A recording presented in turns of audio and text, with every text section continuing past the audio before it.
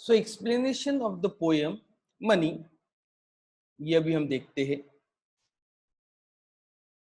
हमें भी बड़ा इंटरेस्ट रहता है पैसों के बारे में, और मनी की जब बात आती है तो हम ऑब्वियस तरीके से उसमें इन्वॉल्व हो जाते हैं। बट जो पोएट है W.H. डेविस, ये कुछ एक अलग ही पर्सपेक्टिव रखते हैं रिलेटेड टू मनी। पहला स्टैंजा क्या बताता है? पहला स्टैंजा आपको बताता है कि उसमें जो 4 लाइन है, 4 लाइन का एक्सप्लेनेशन यहाँ दिया है कि when I had money O money. तो इसमें समझने वाली चीज ये रहती है कि पोएट एक ऐसी कंडीशन की बात कर रहा है जहां उसके पास अभी मनी नहीं है, क्योंकि वो शुरुआती करता है when I had money O money. अगर क्वेश्चन पूछा जाए ट्रू और फॉल्स में कि is poet rich right now, या डज पोएट possess मनी, तो हमारा आंसर नहीं होना चाहिए, क्योंकि यहाँ पे वो क्लियरली मेंशन कर रहा है कि मेरे पास पैसा अब नहीं है, मेरे पास एक जमाने में पैसा था। When I had money oh money, तो यही है कि in past time he was rich, right now he is not. I knew no joy till I went poor. अब बड़ा सा विचित्र सी बात है, हमारे साइकोलॉजी को जचती नहीं। कहता जब पैसा था तो मुझे कोई भी खुशी नहीं थी, कोई खुशी नहीं थी मुझे। No joy till I went poor, जब तक गरीब नहीं हुआ तब तक मुझे समझ में आया ही नहीं कि खुशी क्या होती है। इसके अलग अलग रीजंस, इंटरप्रिटेशन आप कर सकते हैं। एक यहाँ पे दिया हुआ है that till we have money and till we don't lose our money, तब तक हमें उसकी वैल्यू नहीं रहती। It is related to value also. Okay, we waste money in past and now हमें जब उसकी जरूरत होती है तो हमें उसकी वैल्यू समझ में नहीं आती, वोंट बी हैप्पी। और इसलिए हम उस समय भी खुश नहीं रहते, क्योंकि हम पैसा तो खर्च कर देते हैं, खुशी चली जाती है, जब जरूरत है तो पैसा नहीं है। ये भी इसका एक इंटरप्रिटेशन हो सकता है। उसके बाद ये भी एक चीज रहती है कि rich people are always worry to save their money. गरीबों के पास वो कुछ रहता ही नहीं, that's why they are light hearted, जो आगे करके मेंशन किया गया है। तो वो अब इस लाइन में तो यही कह रहे हैं कि I know no joy till I went poor, जब तक पुअर नहीं हुआ तब तक कोई खुशी नहीं थी। हम ऐसे ही पकड़े that he doesn't spend money wisely, और जब पुअर हुए तो फिर मुझे कुछ जॉय भी समझ में आया। इसमें एक एस्पेक्ट दोस्तों का भी आता है, for many a false man as a friend. अब जॉय क्यों नहीं था, उसमें ये कारण भी एक जुड़ सकता है, क्योंकि सब झूठे लोग घर में आते थे दोस्त बन के। एक कहानी मैंने आपको बताई थी, शैरन टेराबासी करके एक लेडी अमेरिका की, क्या हुआ उसके साथ? She one $10.7 million in lottery, और 10 साल तक पैसे खूब खर्च किए। 10 साल बाद उसी सिचुएशन में जिसमें 10 साल पहले थी, और वो लेडी ये कहती है, वो ये बताती है कि आज ये वजह, इस वजह से ये हो गया क्योंकि मेरे पास सिर्फ गलत दोस्त आए, जिनको हम जानते भी नहीं थे, दोस्त बन के आ गए। For many a false friend, false man as a friend, गलत गलत लोग, है ना। पैसा गलत लोगों को पहले खींचता है, तो गुड जो अच्छी दोस्त रहते वो दूर चले जाते। This happiness with has many friend is untrue, बहुत दोस्त रहेंगे तो बहुत खुश रहेगी, ये गलत है। और came knocking all day at my door, दिन भर मेरे दरवाजे पे नॉक नॉक करते रहते थे, हमें आना है, और मेरे घर में आते थे। क्यों? ये सब फेक फ्रेंड्स थे पैसों के लिए। तो ये हम यही कहेंगे कि भाई फेक फ्रेंड्स ऐड हो गए, इसलिए भी जॉय नहीं मिला, और इसलिए भी नहीं मिल पाया क्योंकि पैसा गलत तरीके से स्पेंड किया है। सेकेंड स्टैंजा क्या बता रहा है, बड़ा इंपॉर्टेंट है। Then felt I like a child that holds a trumpet that he must not blow. वो कहता है कि पैसा होना एक ऐसे बच्चे जैसा है जिसके हाथ में ट्रम्पेट तो है पर उसको बजा नहीं सकता. क्यों नहीं बजा सकता? क्योंकि घर वाले बोल रहे हैं because a man is dead I dared not speak to let this false world know. यानी क्योंकि कोई तो भी आदमी मर गया है, कोई तो भी पास में पर्सन जो है पड़ोस में मर गया है, इसलिए हम ऐसा कुछ नहीं घर में कर सकते कि भी हमारे घर में खुशियां मनाई जा रही है ऐसा लगे. तो एक बच्चे को आपने ट्रम्पेट तो दे दी पर बोला बजाओ मत. और वही यहाँ पे एक्सप्लेन किया गया है, I dare not to speak to let this false world know. और मैं हिम्मत नहीं कर सकता था कि दुनिया को बताओ मेरे पास कितना पैसा है.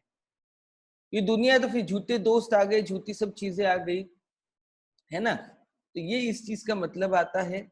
थोड़ा गहरा इंटरप्रिटेशन का मतलब देखेंगे तो ये स्ट्रक्चर का मतलब I think the structure doesn't matter because the writing of the poem में author doesn't use correct grammar.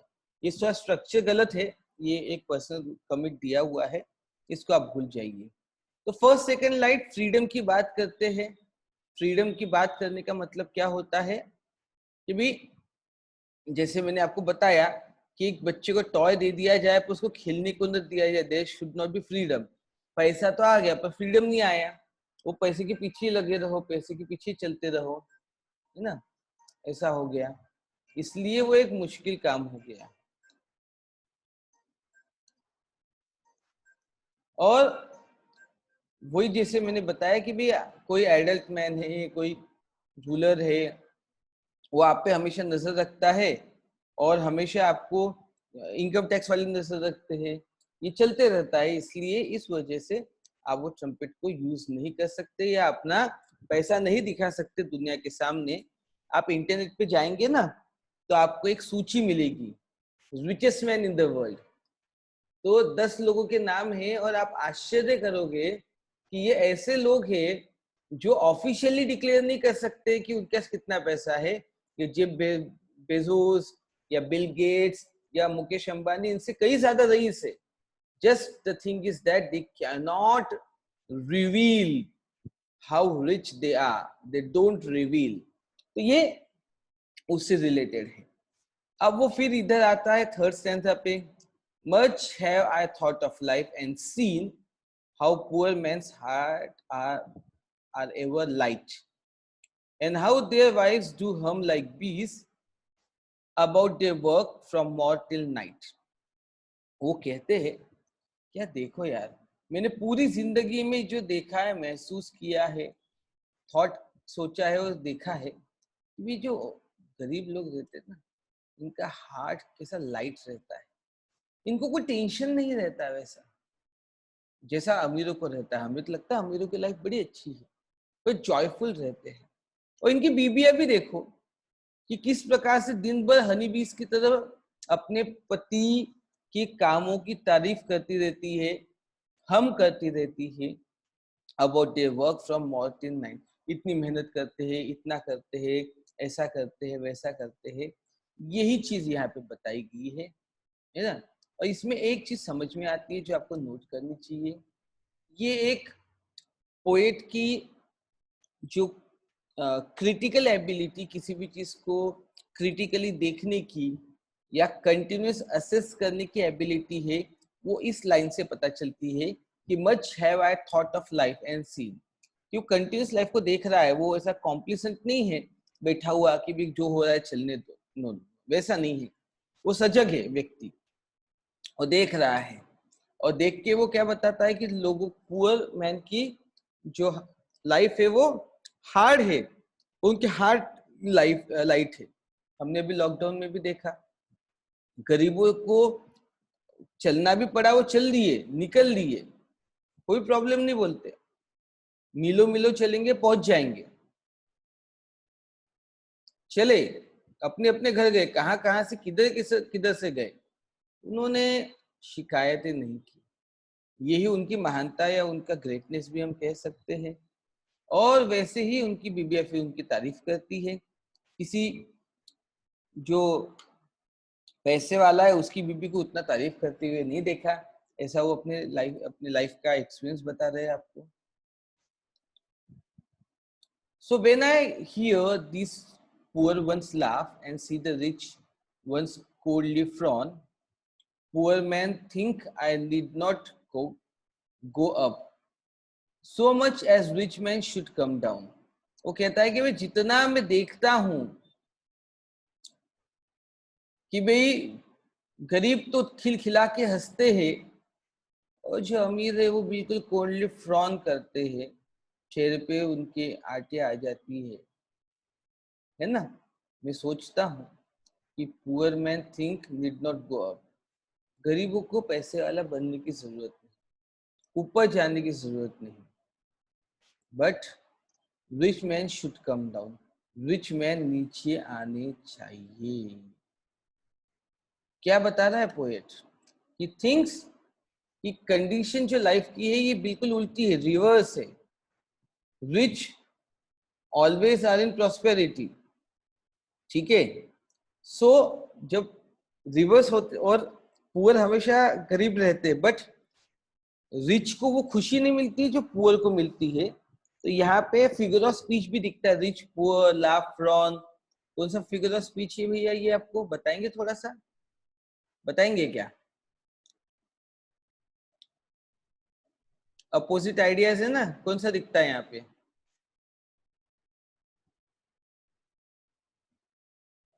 सोचो कौन सा दिखता है फिगर ऑफ स्पीच? तो so much rich man should come down, वो कहता है कि भाई पैसे वालों ने नीचे आना चाहिए. गरीब पैसा तो कमा सकता है, पैसे वाला जॉय या हैप्पीनेस नहीं कमा सकता. फिर वो जो फिफ्थ स्टैंजा है उसमें ये बताते हैं लास्ट वन में, when I had money O money money O my many friends proven all untrue. जब पैसा था बहुत दोस्त थे, कोई सिंसियर नहीं था किसी कंडीशन में, सब अनट्रू, सब झूठे थे. But now I had no money, oh अब तो कोई पैसा नहीं है, पुअर हो गया. तो माय फ्रेंड्स आर रियल दो वेरी फ्यू, कम दोस्त थे बट बहुत अच्छे दोस्त थे. कम है बट बहुत अच्छे दोस्त थे, ठीक है. सो ये जो पूरी की पूरी पोयम है ये किसके ऊपर है कि rich man want to be a poor one, क्योंकि फॉर रियल हैप्पीनेस, हैप्पीनेस पाने के लिए एक रिच मैन पुअर बनना चाहता है. आप ऐसे पकड़ के चलो तो monk who sold his Ferrari जैसी बुक दिखती है ना, तो उसमें कहीं ना कहीं हैप्पीनेस को गरीबी के साथ नहीं बस सिंप्लिसिटी के साथ तो हमने जोड़ के देखना ही चाहिए. पोएम समझ में आ गई सबको? जल्दी बताओ. हेलो, पोएम क्लियर है? Yes sir. इसका एप्रिसिएशन देख लो. Yes sir. एप्रिसिएशन के पॉइंट अपने मन से लिखना है, ठीक है. पहली बात तो आपको ये देखना है कि राइमिंग स्कीम क्या है. तो यहाँ पे राइमिंग स्कीम पहले स्टैंजा की ए बी ए, सेकंड की है C A D E F G F H I J I A K. तो ये राइमिंग स्कीम में थोड़ी डिफिकल्ट है, इसलिए आपको मैं सीधा ही बता रहा हूं कि बच्चे नहीं कर पाएंगे ये स्कीम को, इसलिए पहले से ही इसको नोट करके रख लीजिए राइमिंग स्कीम कौन सी है. शुरुआत कैसी की है, एक आइडियल एप्रिसिएशन कैसा होना चाहिए. पोएम और पोएट की बात. Poem money is written by William Davis, reflective poem है, deals with poet status as both rich and poor man. तो पहले इसमें हमने थीम बता दी, ठीक है. फिर बेस्ड ऑन ओन नरेटिव खुद ने बताया है कि वो किस प्रकार से मनी और हैप्पीनेस, ये जो दो थीम है उसके बारे में बात कर रहा है. Theme of the poem is the inverse relationship between money and happiness. अब यहाँ पे क्या हो गया, यहाँ पे आपने जो बताया है, आपको जो मैंने समझाया है वो चीज समझ रहे कि इनवर्स रिलेशनशिप, इनवर्स यानी पैसा आता है तो हैप्पीनेस जाती है और पैसा जाता है तो हैप्पीनेस आती है. ये पचाना डाइजेस्ट करना बहुतों के लिए मुश्किल है, बट यस यही एग्जैक्टली यहाँ बताया गया है, इनवर्सली प्रोपोर्शनेट। और उसमें फिर फ्रेंड्स और फॉल्स फ्रेंड्स और रियल फ्रेंड्स की बात कर ली गई है। टोटल 5 स्टैंजा है और राइमिंग स्कीम है, ये बताया गया है। देखिए कैसे स्ट्रक्चर्ड है, प्रॉपर्ली स्ट्रक्चर्ड एप्रिसिएशन दिखता है ना, कैसे सही प्रकार से स्टैंजा बताया गया है। उसके बाद जो मैं आपको बताते आया हूँ कि फिगर ऑफ स्पीच कौन सी है, तो मीनिंग, तो एलिट्रेशन भी दिखती है, एंटीथेसिस है। अब इसको आप जैसे हमने देखा तो फिगर ऑफ स्पीच को आपने करके अगर यहाँ पे लिखते फिगर ऑफ स्पीच को हमने अंडरलाइन कर लिया, तो जो एग्जामिनर है उसके आगे देख सकता है कि कौन सी बताएगी। अब मैं एक टास्क आपको दे रहा हूँ, ये सारी आपको ढूंढनी पड़ेगी। जैसे अभी मैंने एग्जांपल दिया था रिच और पुअर का एंटीथेसिस था, ये आपके लिए भारी हो जाएगी, इसको छोड़ देना, ये मत यूज करना, उसकी जरूरत भी नहीं है। ओके, एक्सक्लेमेशन तो दिखता ही है हमें, figure of speech, money money oh जब बोलता है, इन्वर्शन है जहाँ ग्रामर एप्रोप्रिएट बताया जा रहा है, उल्टा बोला जा रहा है, एनोमोटोपिया, मेटाफर, मेटोनमी, सिमिली, रिपीटेशन सब दिखते हैं और उसके एग्जाम्पल भी दिखते हैं। एग्जाम्पल हमने उठा दिया, एनोमोटोपिया कहाँ दिखता है, क्योंकि बी, वाइज डू हम लाइक बी। अब लाइक बी जब बोल रहे तो हम, ये एनोमोटोपिया है, फिर लाइक भी बोल रहे तो वो सिमिली भी है। ओके, तो ऐसे ही हमें यहाँ पे फिगर ऑफ स्पीच देखते हैं। हम denotes the sound made by the wives, right. Special feature क्या है, इमेजरी और एनचैम्पमेंट। अब इंचैम्पमेंट तो आपको समझ में आएगा नहीं, इसलिए इसको हम हटा देते हैं। हम इमेजरी रखते एक भी सफिशिएंट है। ओके,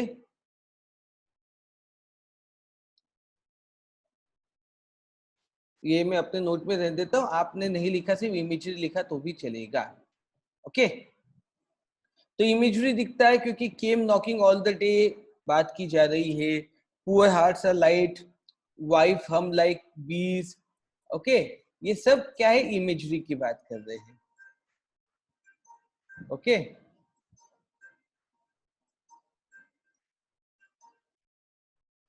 सो एक इमेजरी स्पेशल फीचर हमें दिखता है। ओके, इमेजरी के साथ जो एक और फीचर स्पेशल बताया है, तो एक हर लाइन जो है वो नेक्स्ट लाइन में मिक्स हुई है, और एनजैम्पमेंट इन्हें थोड़ा सा एंगेजमेंट की तरह हम देख सकते हैं, वो हमें दिखता है। बट ये नहीं लिखा तो भी इमेजरी एक सफिशिएंट होता है, आपको जितने मार्क के लिए आता है आप इमेजरी पे फोकस करें, वही ज्यादा आपके लिए अच्छा है। ओके, सिंपल नरेटिव स्टाइल है। उसके बाद क्या बताते हैं, through this poem the poet is trying to spread the message that wealth is not required to be truly happy. In fact, happiness lies in having genuine people in life, which makes the poor man really wealthy, as he might not have monetary wealth or a lot of people in his life, but the one he does have are true to him, thus making him wealthy in the true sense. अब ये पूरा का पूरा आपने क्या समझा, वो उसका निचोड़ है कि पैसों से दुनिया नहीं चलती, दुनिया इमोशन रिलेशन से चलती है, और गरीब लोगों के पास वो ज्यादा होता है compare to rich people. Okay, तो ये आपका एप्रिसिएशन भी हो गया। यहाँ तक सबको समझ में आया है, हाँ या ना, जल्दी बताओ। इसमें किसी को कोई डाउट है बच्चों? No sir. तो एप्रिसिएशन भी बता दिया मैंने, एप्रिसिएशन के पॉइंट्स भी बता दिए, और लिखने का तरीका जैसे बताया है। शुरुआत में पोएम और पोएट का इंट्रोडक्शन आएगा, यहाँ तक थीम जिसमें आप जो समझे वो आएगी। थीम को फॉलो करके हम राइमिंग स्कीम बता दें, उसके बाद थोड़ा सा एक्सप्लेनेशन फिगर ऑफ स्पीच का आना चाहिए, छोटा भी हो सकता है, अलग अलग पोएम में अलग अलग चीजें आएगी, एक स्टैंडर्ड नहीं रहता है, किसी में छोटा किसी में ज्यादा, जिसमें जो एक्सप्लेन करने की ताकत हो वैसा कम ज्यादा कर सकते हो, तो थोड़ा कम ज्यादा हो सकता है, ऐसी प्रॉब्लम नहीं है। और आखिरी में आपने ये बता दिया कि एग्जैक्टली पोएम का मैसेज क्या है, पोएम की खासियत क्या है, ये सब इस एप्रिसिएशन में हमने इंक्लूड कर दिया, है ना। हम इतनी सारी फिगर ऑफ स्पीच बताने की जगह 1 या 2 फिगर ऑफ स्पीच भी बता सकते हैं, कोई प्रॉब्लम नहीं है। वी कैन टेल 1 और 2 फिगर ऑफ स्पीच, जैसे सिमिली बता दिया, सफिशिएंट है।